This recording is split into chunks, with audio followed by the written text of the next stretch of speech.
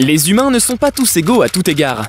Il y a quelques individus qui ont atteint une maîtrise inégalée dans leur domaine, et ce sont ce que j'appelle les exceptionnels. En d'autres termes, ils sont les 1% des 1% des personnes les plus prospères au monde. Quelques exemples incluent des innovateurs comme Elon Musk et Jeff Bezos, des athlètes comme Michael Jordan et Serena Williams, et des musiciens comme Mozart et Beethoven.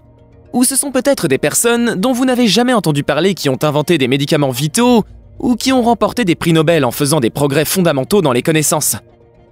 Au cours de mes 5 années et plus d'études sur la manière d'élever des adultes exceptionnels, j'ai constaté que presque tous à un jeune âge avaient développé les compétences nécessaires pour maximiser le potentiel physique, mental et social dont ils disposaient. Dans la plupart des cas, leurs parents ont eu un impact énorme en créant un environnement qui leur a permis de s'épanouir. Sur la base de recherches et d'études, voici 3 choses que les parents d'enfants exceptionnellement résilients et qui réussissent font toujours. Premièrement, ils poussent leur enfant à jouer avec leurs forces. Le prodige des échecs norvégien Magnus Carlsen a montré une capacité unique à résoudre patiemment des énigmes et des structures Lego avancées à un très jeune âge. Le père de Carlsen pensait que ses compétences se prêteraient bien aux échecs, et l'introduisit par conséquent au jeu. Finalement, Carlsen a montré tellement de promesses que ses parents ont commencé à l'amener à des tournois d'échecs. Ils ont repéré un ensemble clair de compétences connexes chez leur fils, et l'ont ensuite encouragé à choisir une activité qui jouait à ses points forts. Chaque enfant naît avec des compétences plus avancées dans certains domaines que dans d'autres. Votre enfant peut avoir des atouts spatiaux, comme la capacité de penser de manière abstraite et dans plusieurs dimensions. Ou peut-être sont-ils doués en mathématiques et peuvent analyser les problèmes de manière logique, ou étudier les problèmes de manière scientifique. Soyez toujours attentif aux aptitudes naturelles de votre enfant, puis aidez-le à tirer parti de ses talents innés. Deuxièmement, il démontre le lien entre un travail acharné et des résultats extraordinaires.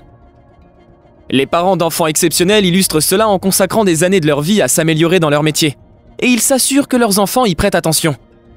Dans un article de blog de 2020 décrivant l'éthique de travail de son père, le cofondateur de Microsoft, Bill Gates, a écrit « Il était l'un des avocats les plus travailleurs et les plus respectés de Seattle, ainsi qu'un leader civique majeur dans notre région. Il était judicieux et sérieux dans son apprentissage. » Le père de Gates a appris à ses enfants qu'ils devaient travailler pour obtenir des distinctions. Alors montrez à vos enfants que le travail acharné porte ses fruits, que rien n'est simplement donné, et que les raccourcis ne les aideront pas à atteindre leurs objectifs. Troisièmement, il crée une culture de l'effort et de l'excellence.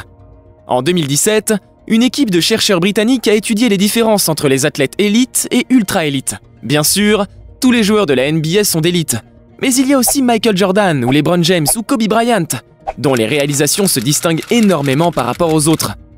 Les chercheurs ont découvert que la majorité des athlètes ultra-élites venaient d'environnements qui prenaient une culture de l'effort. Ils ont grandi dans des foyers où la poursuite de l'excellence et repousser les limites était toujours attendue, pas simplement désirée. Le succès inégalé de Venus et Serena Williams sur le court de tennis par exemple, a été influencé par un environnement partagé qui a été créé pour qu'ils excellent. Leur ascension au sommet a commencé avec leur père, Richard, qui a écrit un plan détaillé de 78 pages pour l'ascension de ses filles, au sommet du monde du tennis. Il a fixé ses attentes tôt. Les sœurs n'avaient même pas 5 ans quand il écrivit son processus. Mais cela a finalement façonné 2 des championnes les plus prolifiques de l'histoire du tennis.